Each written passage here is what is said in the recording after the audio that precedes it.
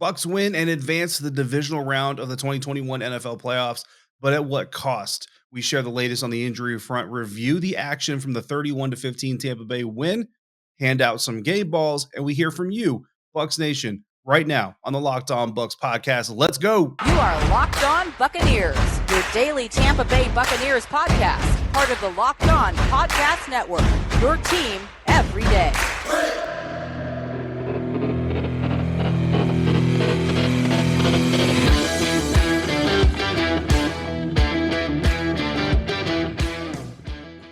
What's up, Bucs Nation? Welcome to today's episode of the Locked On Bucs podcast. We thank you for making us your first listen or your first view every single day. If you're joining us over on YouTube, remember, we are free and we are available on all platforms, including YouTube, and of course, pretty much any audio platform you want to dive into it on.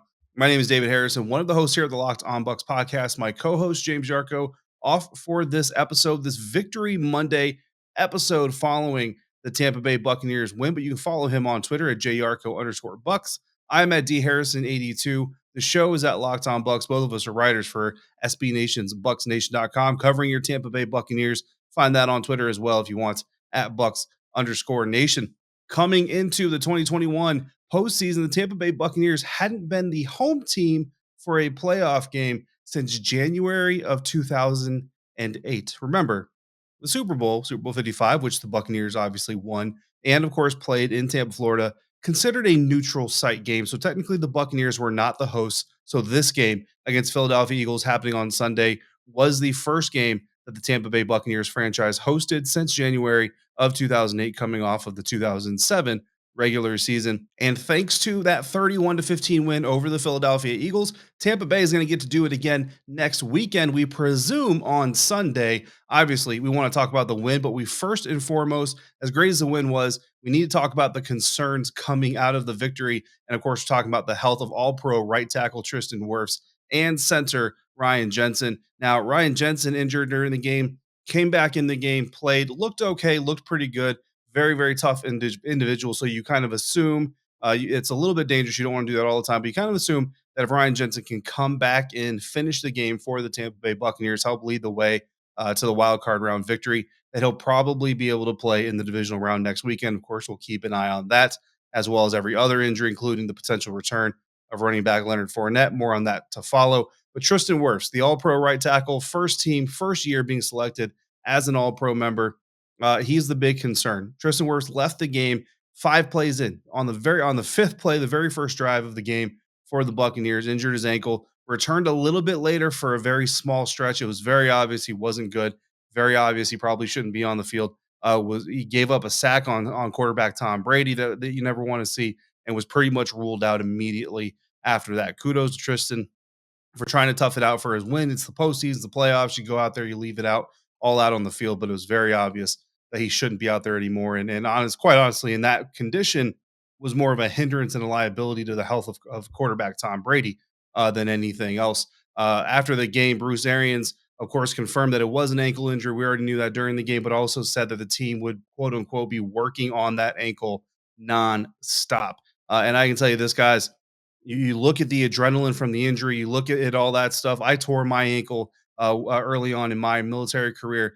And I can tell you right now that's a huge problem. Of course, ankles are always an issue. Since he tried to play again and he was able at least to go out there, put some weight on and all that stuff, that kind of bodes well for the following week. But again, going back to my own injury, in the immediate aftermath, the pain is kind of the biggest part. The ankle actually, it swells up depending on how severe the injury is to stabilizing. So you almost feel a little bit stronger. Once the swelling goes down and the adrenaline kind of goes away, that's really when the pain kicks in. That's when some of the instability, depending on what the injury is. Now, I tore everything in my ankle, so there was no, I could barely walk for quite a while, let alone try to play any type of athletics or do anything super physical. Obviously, Tristan is not in that situation, or he wouldn't have been able to walk back onto the field as big as he is. But once the adrenaline goes away, once the swelling, if there is any, goes down, that's when they'll really get to find out what's going on there. And again, as Coach Arians said, going to do everything they can to get that injury right before next weekend and the divisional round of the playoffs. Good news again. It looks like the Buccaneers are probably going to play on Sunday, so at least they have a full week to work on this instead of trying to face maybe a Saturday game, which obviously gives you a day less, even on a home game where you don't have to travel, still a disadvantage. But outside of those injuries, outside of Ryan Jensen, outside of Tristan Wirfs, those are the two main ones. Obviously, you're going to have some bumps and bruises and some other things, but those are kind of the two main injuries that we were looking at following this game. A lot of good happening on the field for the Tampa Bay Buccaneers. Quarterback Tom Brady, the greatest of all time, should be the MVP, considering the fact that Aaron Rodgers got unanimous votes for the first team All Pro spot for quarterbacks. Doesn't really give me a lot of confidence that they're going to do the right thing and vote Tom Brady MVP. But he was in action while Aaron Rodgers was sitting at home waiting eventually for the San Francisco 49ers. Tom goes 29 for 37, 271 yards and 2 touchdowns. One to Gronk, his old partner in crime. Everybody knows Gronk. And one to Mike Evans. Mike Evans, franchise playoff record, 9 catches in the game, 117 yards to go along with that score, that somersault into the end zone for the touchdown. Everybody loves, of course, seeing Mike do that. And better yet, he's healthy while he's doing it. Defensively, Todd Bowles and the Buccaneers defense holding the Philadelphia Eagles' number one rushing attack to less than 50 yards on the ground through 3 quarters and less than 100 yards on the day. Just 5 for 14 conversions on third down for the Philadelphia Eagles offense. And more importantly, or what contributes to that overall number, Todd Bowles and the Buccaneers defense holding Philadelphia or forcing Philadelphia rather to face 10 of those 14 third down attempts from distances of 3rd and 6 or more. So not just winning on third down, a lot of times winning on first, winning on second down as well, putting the Philadelphia Eagles run heavy offense into 3rd and 6 or more, was obviously not a running down. Not so great in the fourth quarter, end of the third. Bruce Arians also talked about that in the post-game press conference. I think everybody, you have those 2 scoring drives that they give up, not very pretty. But I think the silver lining to that, really, the game is pretty much already in hand at that point, right? And I think what this does is it gives Todd Bowles and his crew some teachable moments that they can pull from the wild card round as they get their unit ready for the divisional round moving forward into next weekend. That's going to wrap up our first segment here, guys. We've got 14 voicemails that we received from members of Bucs Nation after this game. Hugely supportive. We absolutely love it, guys. We're going to hear every single one of them. James and I will listen to every single one of them, but we can only play as many as we can get to. As always, we will do our best, and we appreciate all of you that called in. We're going to hear from one now, and then we're going to come back. We're going to do an after-action review of James's and my keys to the game for victory that we gave last week before the game. We're going to identify our players and our plays of the game. But first, before we do that, of course, let's get to our first call. And to do it, let's head across the pond. Hey guys, it's Paddy from Devon, England. Unfortunately, I'm coming to you this week with a broken ankle. Had a bit of a nasty accident at work on Friday. I'm on crutches, but I'm still dancing around my living room like Jameis Winston was when he beat us in the Superdome. I mean, something that I didn't want to relive, but hey, who's having the last laugh now? We got a playoff game and a playoff win. Fantastic performance by everyone. Fourth quarter, a little bit shaky. I just heard Bruce Arians say in one of the post-game interviews how he thought we played amazing on defense except for the fourth quarter. And yeah, I agree, but we probably just sort of toned it down a bit. We knew that the win was in the bag, so don't want any more injuries. Losing Tristan, man, that's big. Hopefully it's nothing too major. I don't really know, but he's such a key part of that offensive line. He's so fantastic. All pro. He's played every snap for the last 2 years. I mean, we're going to miss him. We are going to miss him. So all the best to Tristan. But hey, we still went out there and he went out early, and we still managed to put together a real solid performance on both offense and defense. So well done to all the team. And hey, Bucs Nation, enjoy this, man. You don't know what's coming next week, but I am full of hope. We look great. I don't fear many people going forward if we can keep playing like that. But that is the key. We got to keep this momentum up. Cannot take our foot off the pedal. You got to play until that final whistle.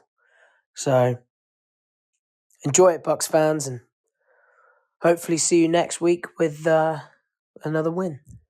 Let's go, Bucs. It's a new year, and that means New Year's resolutions. If yours is about getting fit or eating healthier, make sure you include Built Bars into your plan. Built Bar is the protein bar that tastes like a candy bar, and in a lot of cases, even better than candy bars. And they're going to help you stick to those resolutions because they're going to taste so good. You're going to want to eat them. You're going to feel like you're cheating almost, but in fact, you're actually eating healthier, which is sometimes boring, but not when it's covered in 100% real chocolate. Most Built Bars contain just 130 calories, only 4 grams of sugar, only 4 net carbs, while packing 17 grams of protein. Compare that to a candy bar, which usually has around 240 calories, 30 grams of sugar, and dozens of net carbs. So here's an idea: get rid of your candy stash, replace it with a Built Bar stash. So when you're craving a snack or a treat, whatever you want, you can grab something that will treat you, but it's also healthy and still tastes incredible. If you're not a fan of working out, but you still want to get healthier, simply replacing candy with Built Bars will help you achieve that goal. With so many flavors to choose from: coconut, almond, peanut butter brownie, raspberry, cookies and cream, salted caramel, mint brownie, and Built is dropping new occasional seasonal flavors every single month. So check built.com often to see what's new. Go to built.com, use the promo code LOCK15, and you'll get 15% off of your next order. Again, that's promo code LOCK15 for 15% off at built.com. Before we hit the next segment, let's hear one more voicemail from another member of Bucs Nation. What's up, Bucs Nation? JT from Texas. Just got done watching the game. Oh, it was great. Everything went great. Not that many penalties. Got to move the ball how we wanted to move the ball. All the young ones stepped up. Everything looked great. Ready to watch this Cowboys game, see which one ends up winning, whether it's the 49ers going to Green Bay or we're getting Dallas. Ready to see who the next one to fall will be. All right. We'll see y'all later. Go Bucs. Thanks for making the Locked On Bucs podcast your first listener, your first view every single day, free and available on all platforms. I'm your host for today's Victory Monday episode, David Harrison. Find me on Twitter at dharrison82. My co-host, James Yarko, off for this episode, but find him on Twitter at jyarko_Bucs. Both of us writing for BucsNation.com. That on Twitter at Bucs_Nation. The show at Locked On Bucs. Sorry to hear about the ankle, Patty. We appreciate you calling in. Hopefully in your dancing, you didn't re-injure that ankle. Again, I kind of talked about my own ankle injury. I know how dealing with those can be. So happy healing to you. Rest up and definitely don't dance too much, but dance as much as you need to. Looks like the injury bug is biting the fan base as well as the players and coaches surrounding the Tampa Bay Buccaneers. And thanks, of course, to JT out of Texas, who just got done, if my timing is right, watching the Dallas Cowboys fall to the San Francisco 49ers, meaning Jimmy G is taking his guys to Lambeau Field next week. And the winner of Monday night's Rams and Cardinals matchup is going to head to Tampa. It also means I can't record Tuesday's episode until after that game. So rip my sleep schedule, but it's okay. I get paid money to do this. We'll get to that in due time. But right now, guys, let's get to our keys to victory after action review. And I'm kind of doing this on my own. I really didn't talk about this with James. It was kind of a good idea, Ferry, that hit me a little bit earlier today. So let's recap the keys of victory, right? James's key to victory last week was run the ball. Now, ideally, and we aren't alone, Troy Aikman, Joe Buck definitely expected Leonard Fournette to be active for that Buccaneers game. We expected him to be active for that Buccaneers game because he was our thumbnail. Like, our thumbnail for our Friday episode was literally Leonard Fournette. The tagline on the thumbnail said, "Don't call it a comeback." Well, you can't call it a comeback because he didn't come back. So maybe we'll recycle that next weekend. I don't know. We'll have to see what happens. But either way, James wanted to see the Buccaneers run the ball. He mentioned that the last time these two teams faced off, the Buccaneers and the Eagles, Tampa Bay actually outrushed the Philadelphia Eagles. Now, talking to Louis DiBiase of the Locked On Eagles podcast during the crossover last week, he did mention it. At the time, the Philadelphia Eagles were trying to kind of see what Jalen Hurts had as a passer. Kind of since that point, they rededicated themselves to being a run-first team. That's where you see that number one rushing offense ranking come in to play. But still, in this game, the Buccaneers outrushed the Philadelphia Eagles 106 yards to 95 as a team. The Buccaneers end up running the ball 31 times in the game compared to just 17 for Philadelphia. We'll get to that a little bit more here in a second. And they end up holding the ball, the Buccaneers offense, for a 33 to 27 minute time of possession advantage. Offensive coordinator Byron Leftwich's run pass split, it wasn't quite 50-50, right? But it was 30 to 42 run to pass, which is pretty balanced compared to a lot of other games we've seen him call in, especially around the NFL in this era of passing. Because of this, the Bucs ran 10 more plays than the Eagles did and gained 7 more first downs. Now, coming into the early part of the game, it was reported the Buccaneers kind of acknowledged that, before the game, that they needed to run more in the postseason than they had during the regular season. Something that James and I have talked about several times and that we've kind of voiced our opinions on. So how do we build on this moving forward, this success? Well, for starters, you got to get healthy. You got to get Leonard Fournette back. You got to get Ronald Jones back. And you got to come in with the same balance, same dedication to running the ball, combined with the experience and confidence that Ke'Shawn Vaughn and Giovanni Bernard are now going to have after being key contributors to Buccaneers' success. And the four of their powers combined, right? I kind of want to go Captain Planet on this.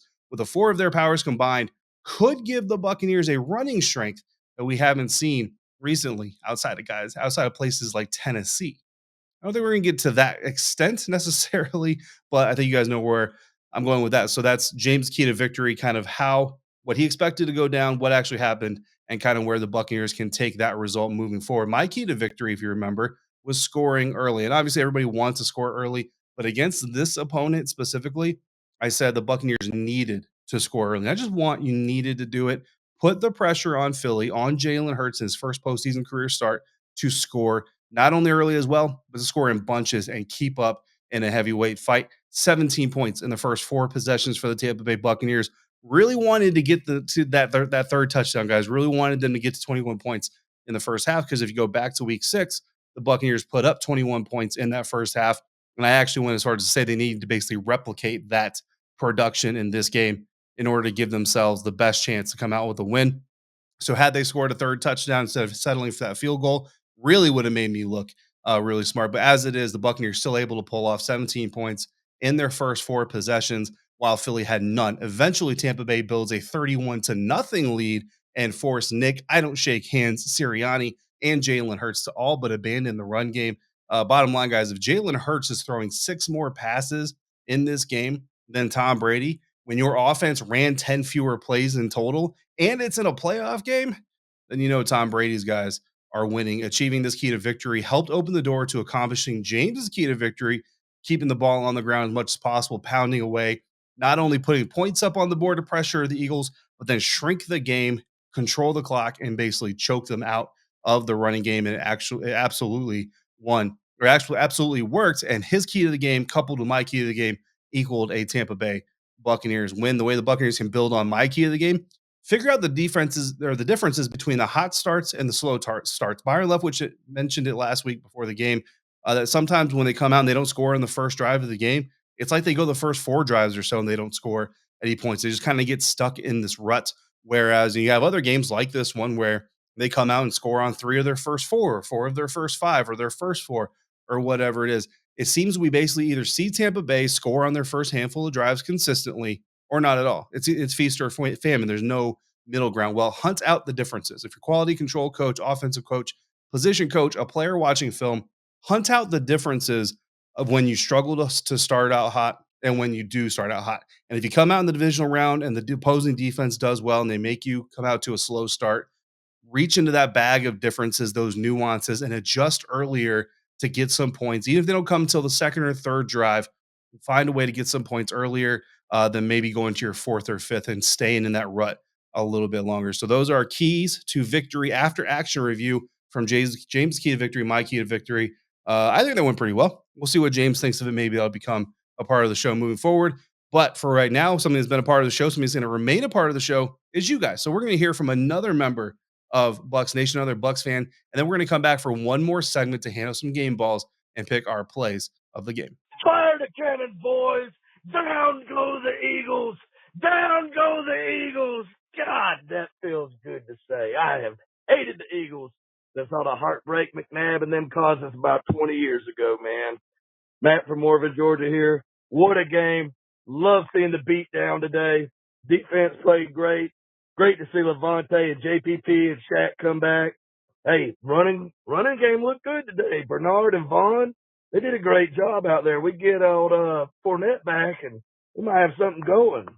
But hey, it's good to see special teams coming up big today. We haven't seen much of that this year as under Bruce Arians. But really pumped to see Mike Evans being real involved and coming up big today. Injuries, man. I'm a little freaked out by all the injuries. I hope Wirfs and Wells and Jensen can bounce back and are okay. Yeah, even old Bruce was out there playing through injuries, slapping Andrew Adams around and stuff. Oh, what a crazy day. But, hey, we got Locked On Bucs playoff coverage for a postseason Victory Monday. Don't get much better than that. Fire the cannons, boys. Go Bucs. BetOnline wants to wish you a happy new betting year as we continue our march into the playoffs towards the Super Bowl. BetOnline remains the number one spot for all the best sports wagering action in 2022. New year, new updated desktop and mobile websites for you to go to. Sign up today and get a 50% welcome bonus on your first deposit by just using the promo code Locked On when you get started. Again, that's promo code Locked On when you sign up. Make your first deposit. You'll get a 50% welcome bonus on that deposit. They've got football, basketball, hockey, boxing, UFC, and your favorite Vegas casino games. So don't wait. Take advantage of everything available in 2022. BetOnline is the fastest and easiest way to wager on all your favorite sports. BetOnline, where the game starts. Before we kick over to our third segment of the day, let's hear from our guy Tyler from Boston. What's up, boys? Tyler from Boston, but in Tampa for the game. I couldn't miss this rivalry between Philly and, man, it's we're in the fourth quarter right now, winning up big, and I mean what a game. The defense showed up. They played great. I know we lost a couple of really key players in Jensen and Wirfs, although they look like they're trying to power through things, and just unbelievable atmosphere here in Tampa. This is so great, and I'd encourage anybody else out there who wants to come down to Tampa to see this run, absolutely do it. It's such a good atmosphere, family atmosphere, just so electric, and I just love our Bucs, man. This is a great run. Go Bucs. Final segment here, the Locked On Bucs podcast, Victory Monday edition of the Locked On Bucs podcast. David Harrison, your solo host for this episode, on Twitter at DHarrison82. My co-host James Yarko on Twitter at JYarko_Bucs. Both of us are writers for BucsNation.com, on Twitter at Bucs_Nation. The show at Locked On Bucs. Thanks to Matt and Tyler. Always love the energy from Matt following a Bucs win. And Tyler, congrats on getting down to see Tommy in Florida. And yeah, if you guys haven't been to Tampa or to Ray J, I got to say 10 out of 10, definitely recommend. Every time I'm in town, I come down from the press box, I walk around the stadium, I walk around the seating areas. I go visit as many Bucs fans as I can, as I get contacted from. Last time I was in town, I went and saw Brent and Ren down there in the club level, hung out with them a little bit before kickoff. Just look around the stadium, man. Just kind of see everybody walk around, how excited people are, even when things weren't always going so great. The atmosphere is a great one, like Tyler said. So congrats. And I'll tell you what, honestly, not only is it an experience that every Bucs fan should have, but it blows my mind. And I'm sure that James would echo the sentiment that, Tyler, you specifically in this instance, but really all of you guys are out there. You're living your lives. I mean, you're in Florida. You're away from home on vacation essentially, and you're enjoying this once in a lifetime kind of experience, a playoff atmosphere game. And in the midst of it all, you guys think of us, and I mean, it's absolutely humbling and mind blowing that not only do you guys let us into your lives on an almost daily basis, hopefully a daily basis, multiple times per week anyway, basis, but also that you think of us during some of these big moments in your life. It's amazing. We appreciate you guys, just like we appreciate our players of the game and our plays of the game. And that's what we're going to get into right now. So even though James couldn't be here, he was still messaging me, shooting me his picks and everything. And his play of the game is the Mike Edwards interception. And at the point of the game here, the Buccaneers are leading 17-0. The Eagles have the ball at the Tampa 21-yard line following a big explosive completion from quarterback Jalen Hurts to wide receiver Quez Watkins, starting to build a little bit of momentum with less than a minute to go in the first half. If they score, not only do the Eagles trim the lead down to a 2-score lead, but they get the ball back to start the second half. So a little bit of momentum, some points on the board, and we've seen this kind of thing happen before where NFL teams can kind of start to get rolling. So when Mike Edwards intercepts Jalen Hurts 2 plays later after the Quez Watkins completion just inside their own end zone, it's huge. And it keeps the shutout alive, at least for that moment. It halts all the momentum that the Eagles had been building. A huge play. And of course, coming from Mike Edwards, my guys, Mike and Gabe, that I talk to every game day and really throughout the week, both of them in our Twitter DM that we interact on, called Mike Edwards having a big play, getting a big interception. So I had to give them shout outs on Twitter as I did. It was incredible to see that come to fruition after those guys predicted it in the DMs. My play of the game, as big as that Mike Edwards play was, is going to be the Mike Evans touchdown catch from Tom Brady, the somersault touchdown that you guys saw there. Comes right off the heels of the Buccaneers' second interception off of Jalen Hurts, which is a big play of the game candidate by itself, right? But a 36-yard completion for a score was only the Buccaneers' third explosive play of the game up to that point. And after the Ryan Succop extra point makes it 31-0. Basically, after that point, the game is over. Like, some more things happened, obviously, but basically, once that happens, the game is over. Really, the only question was, would Philly come back and make it a little bit interesting down the stretch or not? But whatever, the outcome was pretty much never in doubt after that moment. So that's my play of the game. Our players of the game, I went with Mike Edwards, the guy who made the play that James picked for his play of the game is my player of the game. Led the team with 9 tackles combined, had the interception that James talked about and that just broke down there, and stepped up big time for a defense that hasn't had a lot of consistency and health in roster construction. Sean Murphy Bunting missing from this game as well. Jamel Dean also had a very strong game, but really the interception and leading the team in tackles kind of did it for me. Jordan Whitehead was flying around. A lot of candidates in this game, guys, but a huge confidence builder, I think, for Mike and for the defense heading into next weekend. And when you consider, listen, Mike was suspended along with Antonio Brown for those 3 games. We saw the way one of those guys came back. We see the way Mike Edwards has come back. Great to see that young fella kind of not so much rebounding. I think he really had to rebound so much, but coming through for his team after that moment. For James's player of the game, Giovanni Bernard, the veteran running back, had 13 carries for 44 yards. Add to it 5 catches for 39 yards. That's a total of 18 touches for 83 yards of total offense. A big time step up game for the veteran who was getting his first NFL action since early December when he left very early. I think he had 1 touch in the game against the Falcons in early December before he left injured. So great to see Gio coming back and stepping up for his team as well. Before we wrap up today's Victory Monday episode, guys, let's get one more member of Bucs. Like I said, you guys called in droves, so let's get one more caller in before we wrap this thing up. Yo, Fire the Cannons, this is Anthony from California, and I just want to give a quick shout out. No questions today, but a couple quick shout outs. Defense showed up. Running back stable, Ke'Shawn Vaughn really looked good. And Giovanni Bernard, I was kind of wondering where Le'Veon Bell was at, but you know what, we just got by just fine. And also too, special teams, they really came up on some big moments. Hopefully, we get the same production out of special teams next week. But, it was a good game. Hoping Wirfs is all right. Josh Wells was also playing hurt, so hopefully if we are playing one next week, Wirfs or Wells, hopefully they're both fully healthy, or at least we're able to get the most out of them. But, happy. The Eagles were sneaky good, and they looked really good at the very last moment. But glad to get that up. All right, have a good day, guys. Fire the Cannon. All right, Anthony out in California. Great to hear you sounded so happy, man, celebrating this victory Monday after the Buccaneers win. And look, I know there were some Buccaneers fans that were nervous about this game, looked as a trap game, or the Philadelphia Eagles, like you said, were sneaky good. So I know there were some nervous people coming into this weekend that are now celebrating. Patty, JT, Matt, Tyler, Anthony. I mean, guys, we got England, Texas, Georgia, Boston, in Tampa, and California. I absolutely love it. Bucs Nation is literally everywhere. We couldn't appreciate you guys more.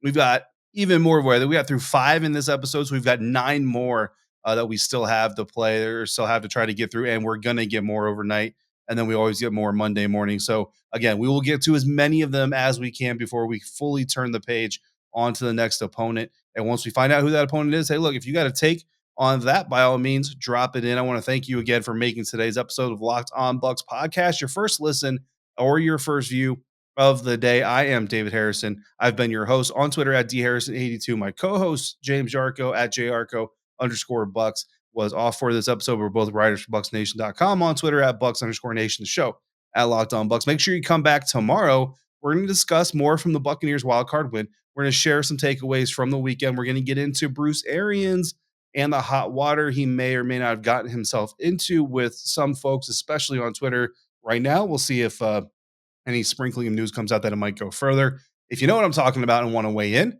drop us a line, drop us an email. If you don't, then make sure you come by tomorrow's episode. We'll get you all caught up on the news and the notes. Send those questions, send those takes to lockedonbucspodcast@gmail.com, or call in and leave a voicemail like so many of you like to do. Hear yourself on this show, 813-444-5841. Again, 813-444-5841. Let us know who you are. Let us know where you're from. and let us know what you think. For your second listen of the day, check out the Locked On Bets podcast, your daily one-stop shop for all your gambling needs. Locked On Bets, hosted by your boy Q, with expert analysis and insight from Lee Sterling, just like Locked On Bucs, free and available on all platforms. Until we speak again, ladies and gentlemen, it's Victory Monday. Celebrate, but go out there and do it safely. Be kind to one another. Wash your hands. Fire the cannons. And thank you for joining me right here at Locked On Bucs.